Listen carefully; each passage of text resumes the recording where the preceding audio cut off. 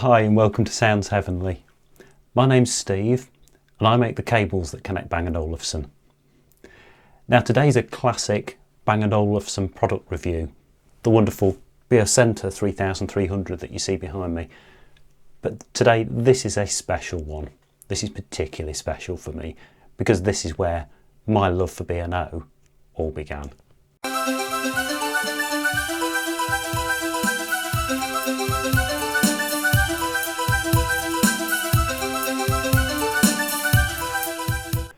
So we've got a fairly ordinary, at first sight, classic Bang & Olufsen music centre. Record player, FM and AM radio and an input for a separate cassette deck. So what's so special about it? Well, I suggest there are two reasons. The first one for me is a very personal one, that as a teenager growing up in the 1980s, my love for B&O started with one of these that I picked up that had been discarded at a local junk sale, and it was all in working order except for a few cosmetic problems, and as a child I got it eventually working and started loving the way it sounded, the way it worked, the interaction with the controls, all those things that were a hallmark of Bang & Olufsen at the time. And that spawned both my love of music and my love of B&O as a range of products. Now secondly, although I'm looking at this through rose-tinted glasses, there is something rather special about the Beocenter 3300. Now those of you who are sports car enthusiasts will no doubt know the story of Carroll Shelby, the American racer, who took a fairly ordinary British car, the AC Ace, put a massive V8 engine into it and created the AC Cobra, which has spawned millions of replicas in the decades since. That's, for me, a really good example of a situation where the end result was far, far more than the sum of its parts. And I would suggest the same is true of this classic 1970s Beocenter. Now, we'll have a closer look in a moment, but at first sight, this is literally a Frankenstein job. It's been pieced together from, on the left side, a Beogram 1900, and on the right side, Beomaster 2200, literally bolted together in one large steel shell. And that bolting together is so overt that the record deck physically plugs in to a socket in the Beomaster side of the unit. They haven't even integrated the two fully. However, as with the AC Cobra, I'm going to suggest that this is something far in excess of the sum of its parts. Shall we take a closer look? At first sight, this is absolutely enormous. When it was launched in 1977, the Beocenter 3300 was by far the widest system that Bang & Olufsen had ever produced, other than their over radiogram systems, which were intended as a piece of furniture. This was an incredible size, and I must admit that's partly one of the reasons I love it so much. It's, to me as a teenager, this looked so low and sleek that it was a world away from the new shiny music systems of the 1980s that I saw as I was growing up. This seemed to come from another world. And the reason for this version, which is not my original teenage system, but a replacement, is actually quite a story. My friend James in Derby knew for the last 25 years or so that I was on the lookout for another one of these. And as he's in the electronics industry as well, he said, "Don't worry, I'll get it sorted, I'll find one of those in no time." He found this for me about a month ago, so thank you very much, James. It only took you a quarter of a century, but we got there in the end. So this is completely non-functioning. It seems to generally have all parts present except for the MMC 4000 cartridge, which should be on the turntable, is missing. So I'll be putting out some requests as a result of this video.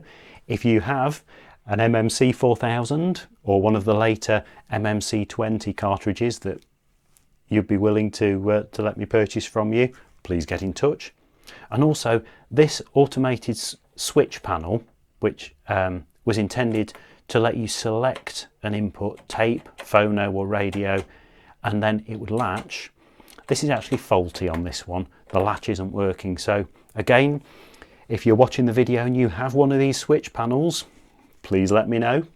I'll be happy to buy that from you. So I must stress at this point, I'm not a repairer. So again, if you're part of beoworld.org or the Facebook Bang and Olufsen forums, you will no doubt see some posts from me very soon asking a lot of questions about how to get this working again. So thank you in advance for anyone who has any information about repairs. Now, as I mentioned at the start, down in the back here is a socket panel. The turntable, the Beolab 1900 that's used here, physically plugs in via a 5-pin DIN plug. If we remove that, I'll show you, it's one of the signs that this was literally 2 units bolted together in a single frame. Now for me, looking at this in the year 2020, the most interesting part is the socket next to that, the tape input. So my first plan when I get this back to life is to use a standard 5-pin to mini jack cable, and we'll plug in an Airport Express, which I have ready to use, plugged in over on the wall there. In fact, I'll show you the connections a little more clearly.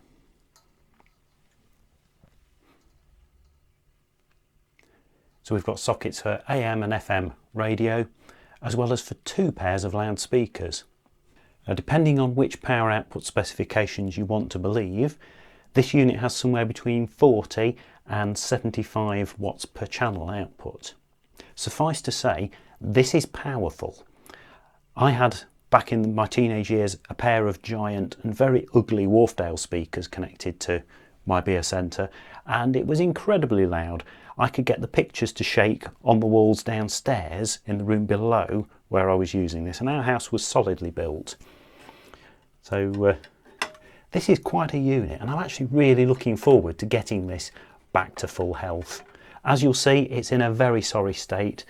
The trim panels, which are individually screwed into place in the unit, don't really match. They are going to need a lot of adjustment. The little connector cover doesn't really fit well.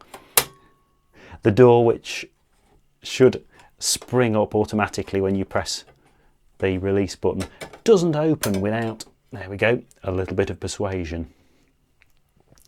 So I'm not expecting this to be working very quickly, but I am looking forward to this. Possibly over the Christmas holidays 2020, I'm going to be looking at getting this back to full health when time allows.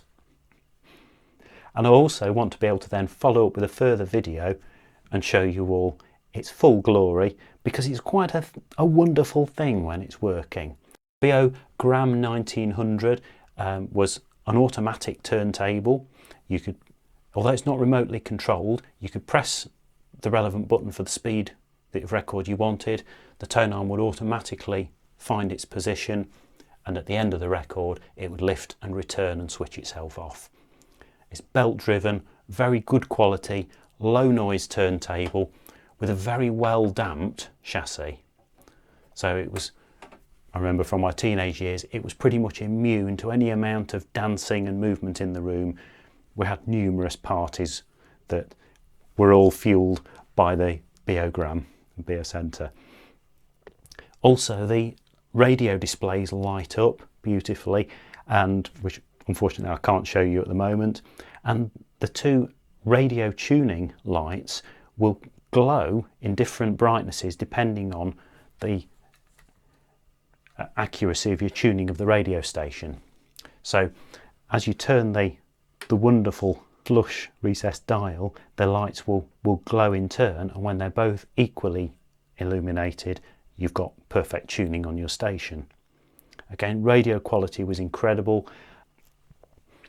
I don't think I ever got past about 6 or 7 on the volume dial, even for the best parties that we had through my teenage years. The power of this system was just so great that it filled large rooms with sound without any real effort. So I'm really looking forward to getting this working again. And I'll say thank you in advance if you have any of the parts that I've mentioned that are missing a MMC 4000 or MMC 20 cartridge that you can spare, or if you have one of those bespoke releasing switch panels to spare from an old system, please let me know. I would love to be able to buy those from you and get this working again. I'm looking forward to being able to show you this in its full glory, hopefully in not too far in the distant future. If you've got a classic system like this, the one thing I would suggest, bring it up to date.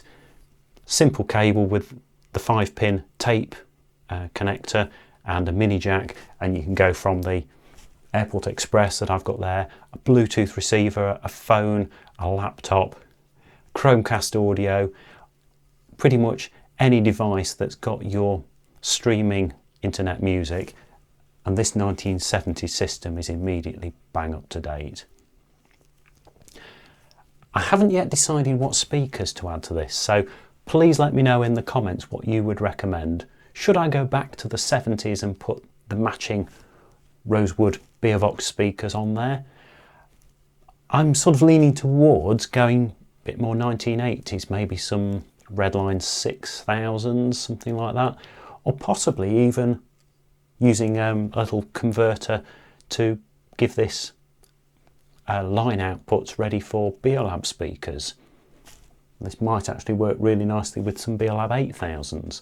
The good thing about being involved with cabling for B&O is that any speaker will work with this. Potentially anything from Beolab 5s, 50s or 90s, which unfortunately aren't within the budget.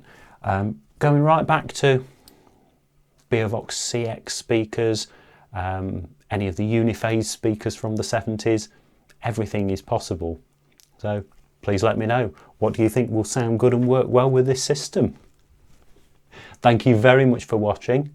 I apologise if you have questions about repairs for old systems. That's one thing I can't help with. I'm not a repairer. But if you'd like to know about connecting them, yes, I can help you with that.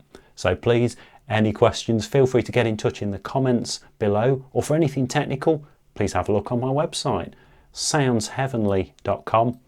You'll find all the cabling, all the answers, and all the advice you ever need to get your old B&O systems back to life.